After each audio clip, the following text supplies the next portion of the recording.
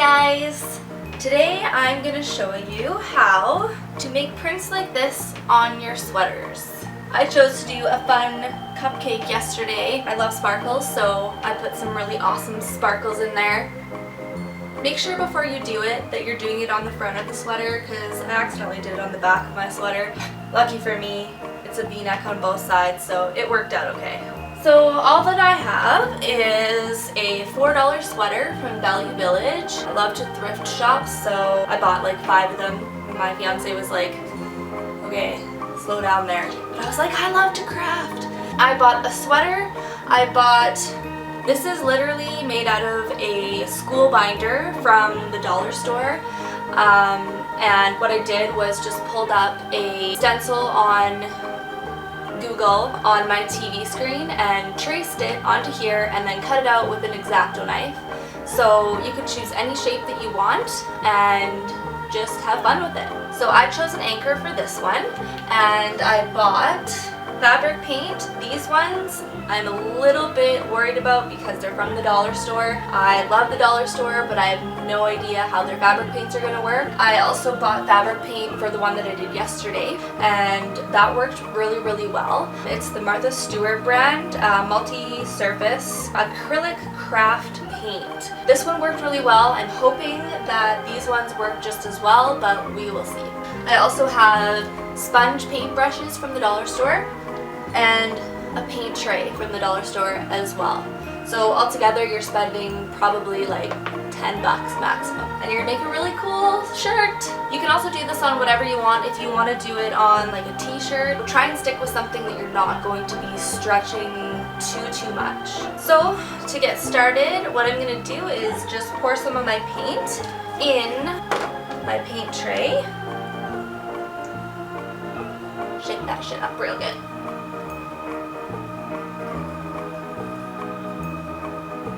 Looks thicker than the stuff that I used yesterday, so we'll see.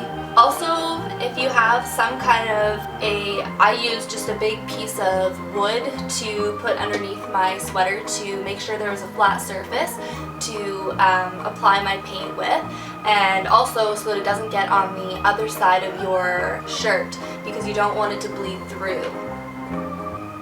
So upon watching other YouTube tutorials for this, I found that the best way to do it is to dab some paint on your brush and then just kind of get rid of the excess before you actually apply it, because you don't want it to be too thick and chunky.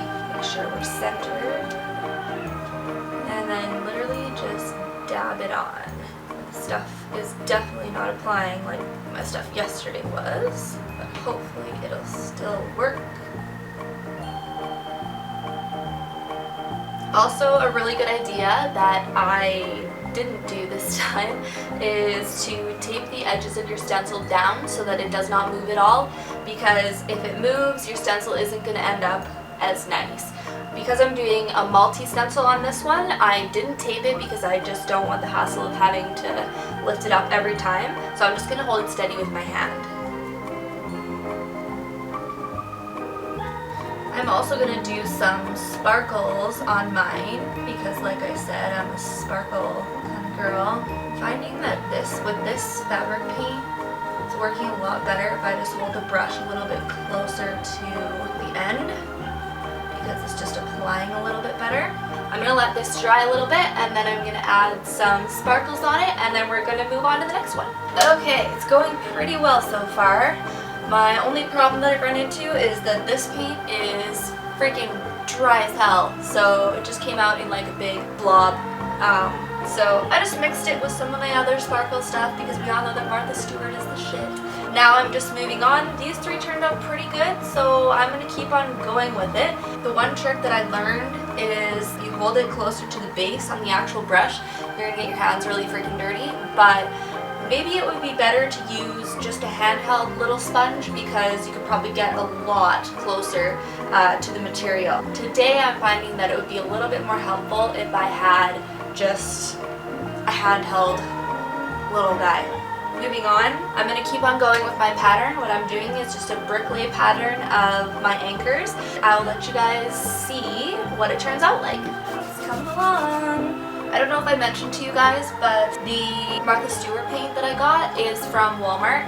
It's about $3.50 or $4, so really inexpensive, and this stuff actually goes a long way. I did my whole cupcake sweater with that. Also, I did a white base and then did this over top of it.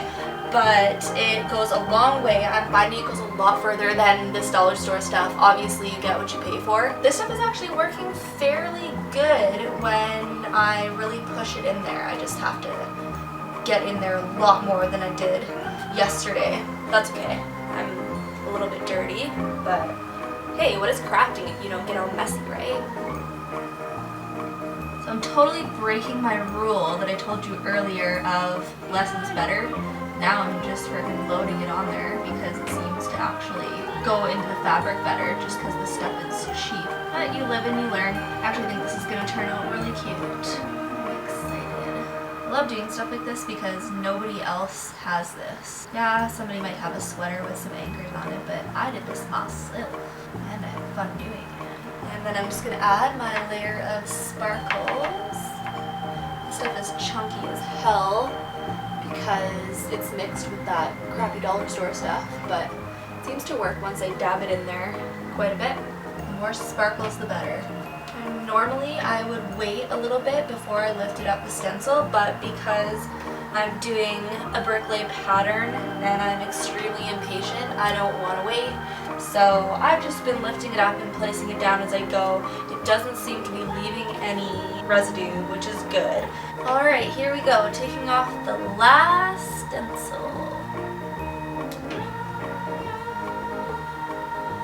And we're done. So now I'm going to let this dry. It says on the paint bottle to let it dry for about an hour. So I'm going to leave it for about an hour and then I will show you guys what it looks like when it is all done and on me. Ta-da! All done. So I'm really happy with the way it turned out. It looks pretty symmetrical. So I hope that I taught you guys how to do this yourself at home. It's a really fun DIY project, so you should give it a shot. See ya!